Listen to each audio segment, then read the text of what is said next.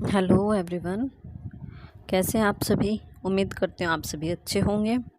देखिए, हमने हमारा जो है एनसीईआरटी कक्षा 12 का फर्स्ट अध्याय शुरू कर रखा था, ईंट मनके और हस्तियाँ। तो उसमें हमने 5-6 वीडियो बना ली है, 5-6 क्लासेस कर ली हैं। आज का हमारा टॉपिक जो है वो है सभ्यता का अंत। जो ये हड़प्पा सभ्यता थी, इसके अंत के बारे में हम देखेंगे। देखिए, ऐसे साक्ष्य मिले हैं जिनके अनुसार लगभग 1800 ईसा पूर्व तक चोलिस्तान जैसे क्षेत्रों में अधिकांशतः विकसित हड़प्पा स्थलों को त्याग दिया गया था। इसके साथ ही गुजरात, हरियाणा, पश्चिमी उत्तर प्रदेश की नई बस्तियों में आबादी बढ़ने लगी थी। ऐसा लगता है कि उत्तर हड़प्पा के क्षेत्र 1900 ईसा पूर्व के बाद भी अस्तित्व में रहे। कुछ चुने हुए हड़प्पा स्थलों की भौतिक संस्कृति में बदलाव आया था, जैसे सभ्यता की विशिष्ट पुरावस्तुओं, बाटों, मुहरों, मनकों आदि का समाप्त हो जाना। कि थोड़े थोड़े चेंजेस बता रहे हैं कि जैसे जैसे हड़प्पा सभ्यता का अंत होने लगा, धीरे धीरे इसमें जो है चेंजेस हमें दिखाई देने लगे। जैसे कि बाट, मोहरें, विशिष्ट मन के जो थे, प्रमुख मन के जो बार बार हमें मिले हैं, अच्छे अच्छे मन के, वो ख़त्म हो रहे थे धीरे धीरे। लेखन, लंबी दूरी का व्यापार, शिल्प विशेषज्ञता भी समाप्त हो गई थी। सामान्यतः थोड़ी वस्तुओं के निर्माण के लिए थोड़ा ही माल प्रयोग में लाया जाता था। आवास निर्माण की तकनीकों का ह्रास हुआ तथा बड़ी सार्वजनिक संरचनाओं का निर्माण अब बंद हो गया। ये पतन के बारे में बता रहे हैं कि कैसे चीज़ें धीरे धीरे ख़त्म होनी शुरू हो गई। एकदम से कोई भी चीज़ ख़त्म नहीं होती। अगर कोई सभ्यता बसी थी, कोई बस्ती बसी थी, तो वो धीरे धीरे ख़त्म हो गई। उसके हम कारणों का भी आगे पता करेंगे कि कैसे ये, किन कारणों से ये बस्ती जो है हड़प्पा सभ्यता वो ख़त्म हो गई। सॉरी। आवास निर्माण की तकनीकों का ह्रास हुआ, बड़ी सार्वजनिक संरचनाओं का निर्माण अब बंद हो गया। कुल मिलाकर पुरावस्तुएं तथा बस्तियां इन संस्कृतियों में एक ग्रामीण जीवन शैली की ओर संकेत करती है। इन संस्कृतियों को उत्तर हड़प्पा अथवा अनुकृति संस्कृतियां भी कहते हैं। इस पहरे में आपको सिर्फ इतनी ही बात ध्यान में रखना है कि हड़प्पा सभ्यता का अंत होना शुरू हो गया, मन के हो गए, वो हमें मिलने कम शुरू हो गए, शिल्पकारी जो धीरे धीरे बंद होने लगे। ज़्यादा क्वेश्चन इस पैरे से नहीं बनेंगे। ये परिवर्तन कैसे हुए, इस विषय में कई व्याख्याएं दी गई हैं। इनमें जलवायु परिवर्तन देखो कि हड़प्पा सभ्यता के पतन के कारण दिए गए हैं। अभी तक कोई ऑथेंटिक कारण इसको नहीं माना गया कि किन कारणों से, लेकिन अलग अलग विद्वानों ने अपनी अलग अलग राय दी है। कोई कहता है कि जलवायु में परिवर्तन आने से ही हड़प्पा सभ्यता का अंत हो गया। कई कहते हैं कि वनों की कटाई से इस सभ्यता का अंत हो गया। अत्यधिक बाढ़ के कारण इस सभ्यता का अंत हो गया। नदियों के सूख जाने या फिर नदियों के मार्ग बदलने से हड़प्पा सभ्यता का अंत हो गया। या फिर भूमि के अत्यधिक उपयोग से हड़प्पा सभ्यता का अंत हो गया। इनमें से कुछ कारण कुछ बस्तियों के संदर्भ में तो सही हो सकते हैं, परंतु पूरी सभ्यता के पतन की व्याख्या नहीं करते। कि जो ये ऊपर कारण दिए गए हैं, हो सकता है इनसे कि अगर बाढ़ आने से हड़प्पा शहर ख़त्म हो गया मान लेते हैं, और जलवायु में चेंज आने से मोहनजोदड़ो ख़त्म है, लेकिन बाकी क्षेत्र भी तो थे, बाकी भी छोटी छोटी बस्तियाँ भी थी। सभी एक ही कारण से समाप्त नहीं हो सकती। इनके अलग अलग कहीं ना कहीं कारण रहे होंगे। इनके बारे में पूरी तरह से व्याख्या नहीं की गई है। आगे देखिए, ऐसा लगता है कि एक सुदृढ़ एकीकरण के तत्व संभवतः हड़प्पाई राज्य का अंत हो गया था। कि मोस्टली जो है एक जो सुदृढ़ एकीकरण की एक अच्छा जो एकीकरण वाला हड़प्पा सभ्यता राज्य था, उसका अंत हो गया। मुहरों, लिपि, विशिष्ट मनकों तथा मृत भांडों के लोप, मानकीकृत बाट प्रणाली के स्थान पर स्थानीय बाटों के प्रयोग होने लगे। शहरों के पतन तथा परित्याग जैसे परिवर्तनों से इस तरह को बल मिलता है। भाई शहरों के पतन से, स्थानीय बाटों के प्रयोग से, मृत भांडों के लोप, मृत भांडों के ख़त्म होने से, इन सभी कारणों से हमें पता चलता है कि जो है हड़प्पा सभ्यता का पतन होना शुरू हो गया। उपमहाद्वीप को एक पूरी तरह से अलग क्षेत्र में नए शहरों के विकास के लिए एक शताब्दी से भी अधिक समय तक प्रतीक्षा करनी पड़ी। कि एक नया शहर जो है, इन हड़प्पा सभ्यता की जगह एक नया शहर बसने में 1 शताब्दी तक का समय लग गया था। एक आक्रमण के साक्ष्य, ये आपके इतना इम्पोर्टेंट नहीं है, कोई ज़रूरी नहीं इसको पढ़ना। हाँ, ये देखिए आप ये लाइन कि 1925 में मोहनजोदड़ो के इसी भाग से 16 लोगों के अस्थि पंजर उन आभूषणों सहित मिले थे जो इन्होंने मृत्यु के समय पहने थे। ये कोई मोहनजोदड़ो में 16 लोगों के अस्थि पंजर एक साथ मिले जिनने आभूषण पहने हुए थे। बहुत समय बाद 1947 ईस्वी में REM व्हीलर ने, जो भारतीय पुरातात्विक सर्वेक्षण के तात्कालिक डायरेक्टर जनरल थे, इन पुरातात्विक साक्ष्यों का उपमहाद्वीप में ज्ञात प्राचीनतम ग्रंथ ऋग्वेद के साक्ष्यों से संबंध स्थापित करने का उन्होंने जो है प्रयास किया था। ऋग्वेद में पूर्व शब्द का अर्थ उल्लेख है जिसका अर्थ है कि प्राचीर, किला या गढ़। आर्यों के युद्ध के देवता इंद्र को पुरंदर अर्थात गढ़ विंध्यवशक कहा गया है। आप याद रखना कि आर्यों के युद्ध के देवता कौन थे? इंद्र थे। और इंद्र को क्या कहा गया है? पुरंदर कहा गया है। उसको गढ़ को ख़त्म करने वाला भी कहा गया है। ये दुर्ग कहाँ हैं या थे? यह पहले माना गया था कि ये मिथक मात्र थे। हड़प्पा में हाल में हुए उत्खननों ने मानव परिदृश्य बदल दिया गया है। यहाँ हम मुख्यतः अनार्य प्रकार की एक बहुत विकसित सभ्यता पाते हैं जिसमें अब प्राप्त जानकारी के अनुसार विशाल किलेबंदियाँ की गई थी। यह सुदृढ़ रूप से स्थिर सभ्यता कैसे नष्ट हुई? हो सकता है जलवायु संबंधी आर्थिक या राजनीतिक हास ने इसे कमज़ोर बना दिया हो। यह हड़प्पा सभ्यता के बारे में बातें हो रही कि क्या जलवायु मतलब कि इन्वायरमेंट चेंज हो, उसके कारण जो है सभ्यता धीरे धीरे ख़त्म होने लगी। पर अधिक संभावना इस बात की कि जानबूझकर बड़े पैमाने पर किए गए विनाश ने इसे अंतिम रूप से बिल्कुल ख़त्म कर दिया। यह मात्र संयोग ही नहीं हो सकता कि मोहनजोदड़ो के अंतिम चरण में आभास होता है कि यहाँ पुरुषों, महिलाओं तथा बच्चों का जनसंहार किया गया था, कि पुरुषों और महिलाओं और बच्चों को मारा गया था। ये बात बिल्कुल गलत लग रही है। ये कोई अच्छा फैक्ट नहीं है, कोई सही नहीं है कि मोहनजोदड़ो को इस तरह ख़त्म किया गया था। परिस्थितिक साक्ष्यों के आधार पर इंद्र अभियुक्त माना जाता है। आगे 1960 के दशक में जॉर्ज डेल्स नामक पुरातत्वविद ने मोहनजोदड़ो में जनसंहार के साक्ष्यों पर सवाल उठाए थे। उन्होंने दिखाया कि उस स्थान पर मिले सभी अस्थिपंजर एक ही काल से संबंध नहीं थे। 1960 में ये जो जॉर्ज डेल्स है, इन्होंने बताया कि जो लोग ये राय दे रहे हैं अपने कि मोहनजोदड़ो में औरतों, बच्चों और इंसान आदमियों को मार दिया गया था, तो इस बात का खंडन मैं इस बात से करता हूँ कि जो भी कंकाल मिले हैं, जो भी खोपड़ियाँ मिले, वो सभी एक ही टाइम की नहीं। अगर उनको मारा जाता तो सभी अस्थि कंकाल जो है वो एक ही समय के मिलते, लेकिन जो है कंकाल मिले हैं वो एक ही समय के नहीं है, उनका टाइम पीरियड अलग अलग है। मतलब कि कोई पहले मरा है, कोई बाद में मरा है। हालांकि इनमें से 2 से निश्चित रूप से संहार के संकेत मिले हैं, पर अधिकांश अस्थियां जिन संदर्भों में मिली है वे इंगित का मतलब हो गया इशारा करते हैं कि ये अत्यंत लापरवाही तथा श्रद्धाहीन तरीके से बनाए गए समाधान थे। शहर के अंतिम काल से संबंध विनाश का कोई स्तर नहीं है। व्यापक स्तर पर अग्निकांड के चिन्ह नहीं मिले हैं। चारों ओर फैले हथियारों के बीच कवचधारी सैनिकों के शव नहीं हैं। दुर्ग से जो शहर का एकमात्र किलेबंद भाग था, अंतिम आत्मक्षरण के कोई साक्ष्य नहीं मिले हैं। कि जो ये हमने मोहनजोदड़ो हड़प्पा में पढ़ा था ना कि एक ऊंचा किला होता था, एक नीचा किला होता था। एक किले को 4 दीवारी से घेरा जाता था, जबकि एक साइड जो है वो खुला होता था। आगे हड़प्पा सभ्यता की खोज। अब तक हमने हड़प्पा सभ्यता के विभिन्न पहलुओं का विश्लेषण इस संदर्भ में किया कि किस प्रकार पुरातत्वविदों ने भौतिक अवशेषों से प्राप्त साक्ष्यों के माध्यम से एक आकर्षक इतिहास के अलग अलग अंशों को एक साथ जोड़ा। लेकिन एक और कहानी भी है कि किस तरह पुरातत्वविदों ने सभ्यता की खोज की। अब तक हमने ऊपर पूरे कंप्लीट चैप्टर में ये पढ़ा कि पुरातत्वविद ने कैसे किस चीज़ की खोज की, उन्होंने कैसे पता लगाया, उन्होंने कैसे मनकों के बारे में पता लगाया, कैसे उन्होंने शिल्प उद्योगों के बारे में पता लगाया, कैसे उन्होंने हड़प्पा सभ्यता की योजना नगर बताए, कैसे उनके घर थे। इन सब चीज़ों के बारे में उन्होंने हमें कंप्लीट बताया।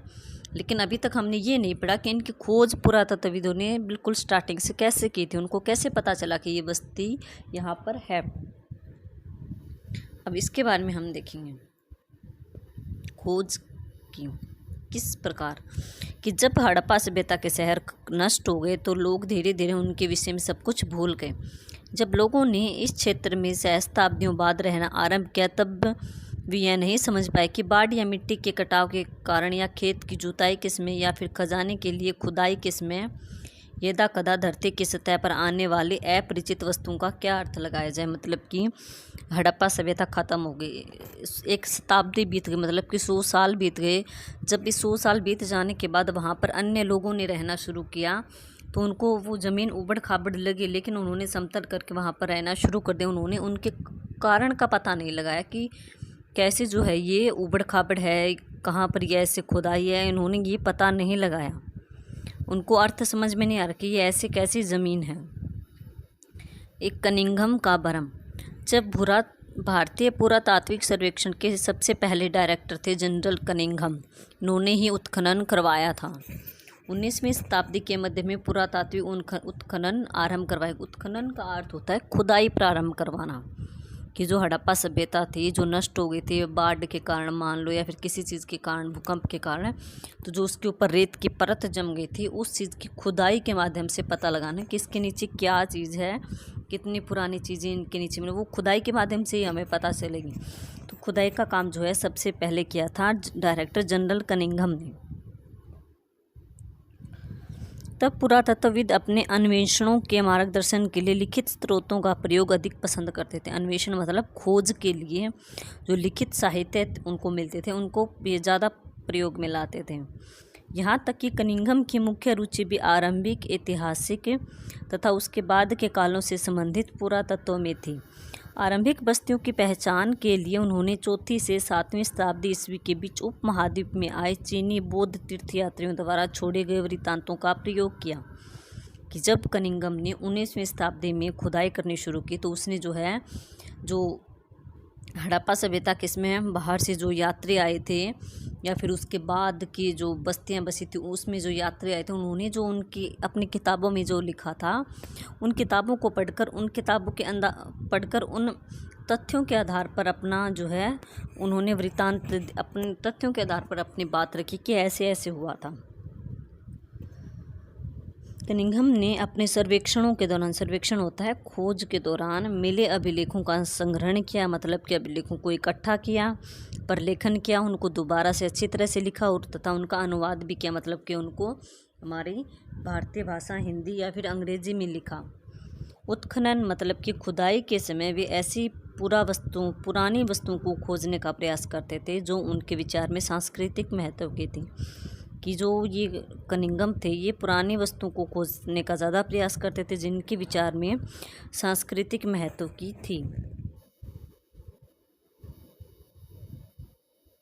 हड़प्पा जैसा पूरा स्थल जो चीनी तीर्थयात्रियों की यात्रा कार्यक्रम का हिस्सा नहीं था और जो एक आरंभिक ऐतिहासिक शहर नहीं था,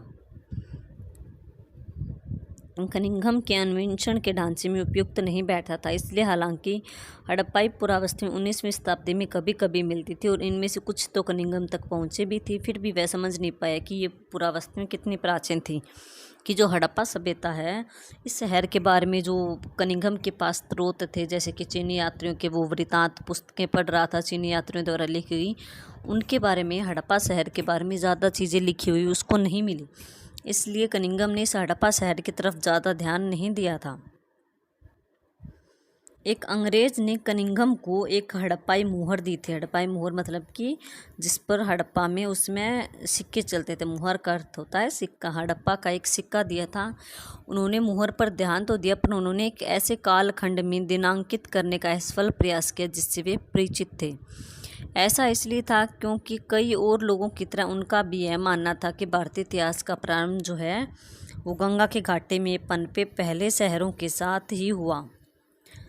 अध्याय 2 में हमें ये पता चलेगा। उनकी सुनिश्चित अवधारणा के चलते यह कोई आश्चर्य की बात नहीं है कि वे हड़प्पा के महत्व को समझने में चूक गए।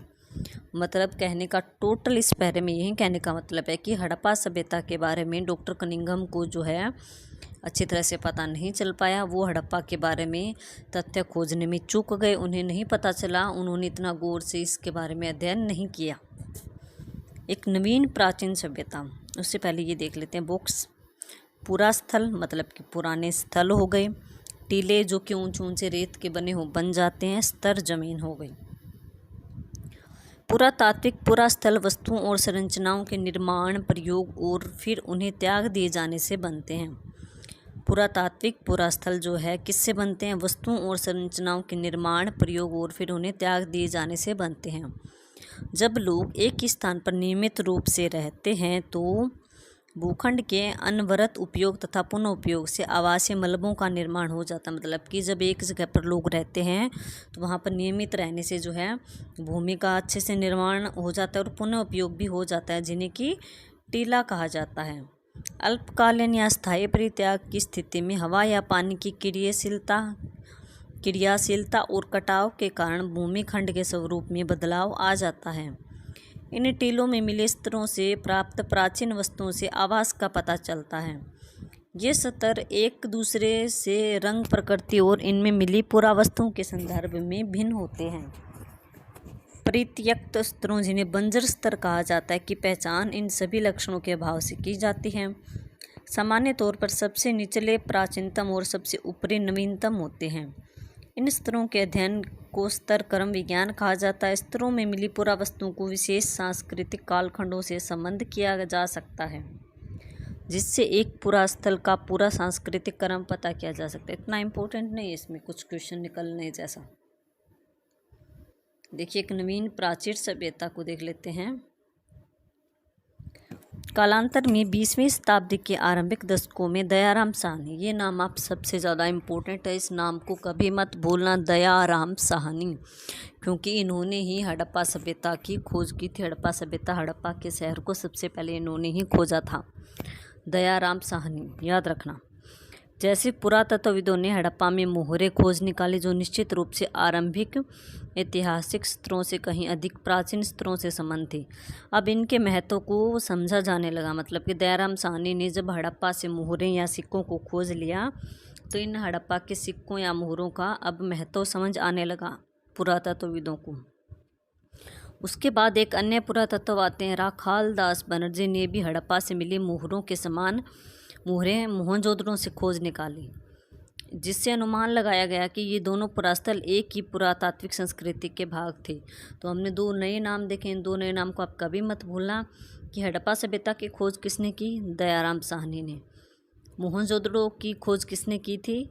ये की थी राखाल दास बनर्जी ने। और दोनों ने है, दोनों को, इन पुरातत्वविदों को जो है इन दोनों जगह से जो है सिक्के मिले, मोहरे मिले और ये सिक्के जो आपस में मैच हो रहे थे। तो इससे अंदाज़ा लगाया जा सकता है कि मोहनजोदड़ो जो है वो हड़प्पा सभ्यता का ही एक शहर था, एक भाग था।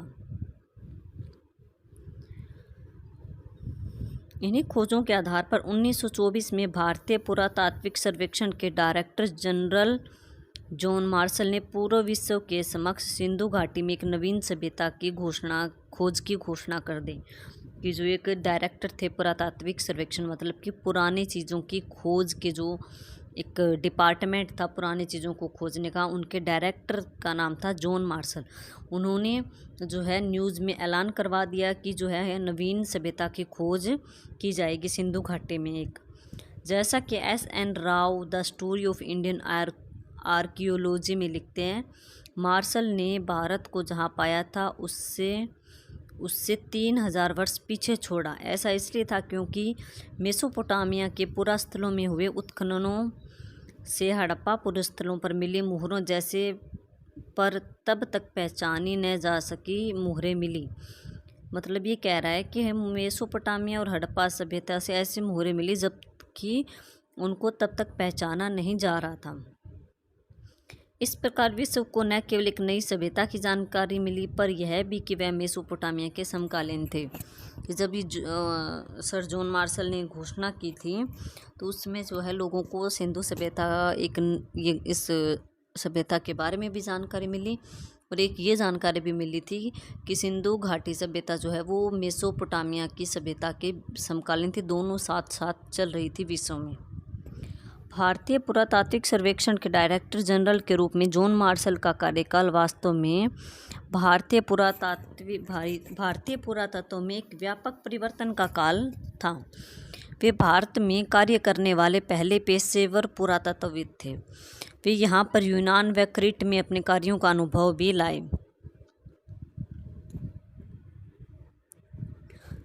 आगे, हालांकि अधिक महत्वपूर्ण बात यह है कि कनिंघम की तरह ही उन्हें भी आकर्षक चीज़ों में दिलचस्पी थी, मतलब कि जो चीज़ें अट्रैक्ट करती थी, पुरानी चीज़ें, उनमें ज़्यादा इंटरेस्ट था जॉन मार्शल को भी और कनिंघम को भी। पर उनमें दैनिक जीवन की पद्धतियों को जानने की भी उत्सुकता थी जॉन मार्शल में।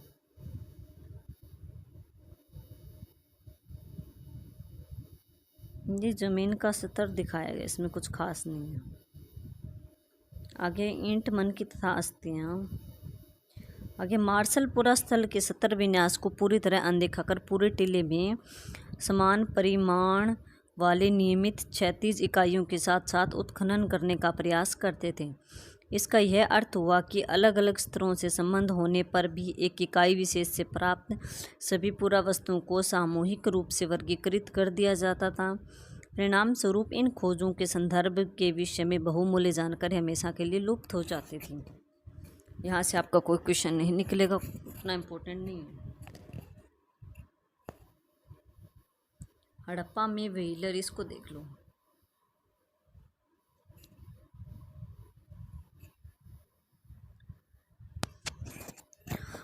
आरंभिक पुरातत्वविद कई बार साहस की भावना से कार्य करते थे। व्हीलर ने हड़प्पा में अपने अनुभव के विषय में यह लिखा। मुझे याद आता है कि मतलब कि उसने अपनी बुक के बारे में लिखा है। मुझे याद आता है कि 1944 की एक गर्म रात को पुरातात्विक सर्वेक्षण के नवयुक्त डायरेक्टर जनरल के रूप में अपने स्थानीय मुस्लिम अधिकारी के साथ हड़प्पा नामक एक छोटे से रेलवे स्टेशन से एक गहरे बालू के रास्ते पर 4 मील की तांगे की सवारी कर मैं प्राचीन स्थल के टीलों, जो कि चांद की रोशनी में अवलोकित थे, के समीप स्थित एक विश्राम गृह तक पहुंचा। ये बता रहा है कि हड़प्पा के रेलवे स्टेशन से जो मैं पुरानी चीज़ों को खोजते खोजते एक तांगे पर जा रहा था चांद की रोशनी में, और एक विश्राम गृह, एक धर्मशाला तक पहुंचा। अपने चिंतित सहकर्मी की इस चेतावनी की हमें अपना निरीक्षण अगली सुबह 5:30 आरंभ कर 7:30 तक समाप्त कर देना, मतलब 2 घंटे हम जो है अपना निरीक्षण करेंगे, चीज़ों को खोजेंगे। उसके पश्चात बहुत ज़्यादा गर्मी हो जाती थी। के बाद में प्रवेश द्वार में काले आकृति के पंखे वाले को धीरतापूर्वक बैठा छोड़ तथा पड़ोस की बीहड़ से अनगिनत सियारों की रात की हवा को चीरती हुई आवाज़ के बीच हम सोने चले गए। ये व्हीलर जो अपने बारे में बता रहे हैं कि जब हम हड़प्पा सभ्यता को खोजने गए, तो जब हम विश्राम गृह में रुके तो हमें ये ऑर्डर मिला था कि 5:30 से 7:30 तक हम खोज करेंगे, क्योंकि उसके बाद गर्मी हो जाती है। फिर उनको जो है रात को सियारों की आवाज़ सुनाई दे रही थी। अगली सुबह ठीक 5:30 बजे हमारे छोटे से काफिले ने बालू के टीले की ओर बढ़ना आरंभ कर दिया। 10 मिनट के भीतर ही मैं रुका और सबसे ऊंची टीले को देखते हुए अपनी दृष्टि पर अविश्वास के साथ अपनी आंखें मलने लगा। 6 घंटे बाद भी मेरे घबराए हुए कर्मचारीगण तथा मैं सूर्य की तेज़ रोशनी में कुदालियों और चाकों के साथ कठिन परिश्रम कर रहे थे। मुझे डर है कि मेरे सहयोगी काम के मेरे जुनून के कारण मुझे सनकी न समझ ले। व्हीलर ने अपनी my archaeological mission to India and Pakistan 1976 इस पुस्तक में अपना ये एक छोटा सा विवरण दिया है कि ऐसे जब हड़प्पा खोजे तो हम ऐसे ऐसे अपने साथियों के साथ गए, वो टीले को खोज रहे थे। तो मैंने 4 घंटे तक खुदाई करवाई कर्मचारियों से उस टीले की, सबसे ऊंची टीले की। तो मुझे कहीं ना कहीं शक हो रहा था कि जो मेरे साथी सहपाठी मेरे साथ आए हैं, टीम के मेंबर, वो मुझे पागल ना समझ ले, सनकी ना समझ ले। नई तकनीकें तथा पर्सन, चलिए इसको हम बाकी कल करते हैं। आज के लिए इतना बहुत है, बाकी शायद कल ये हमारा कंप्लीट हो जाना चाहिए। कोशिश करेंगे, अगर कल नहीं तो एक वीडियो और बन जाएगी, कोई बन, लेकिन धीरे धीरे करेंगे, धीरे धीरे समझते हुए सारा फैक्ट। अगर किसी को कोई दिक्कत है तो प्लीज़ मुझे कमेंट बॉक्स में ज़रूर लिखें। अगर आपको मेरी वीडियो पसंद आ रही है तो लाइक करें और चैनल को सब्सक्राइब कर दें, जिससे कि मेरी जब भी मेरी वीडियो आएगी तो आपको नोटिफिकेशन मिल जाएगा। Okay, thank you everyone.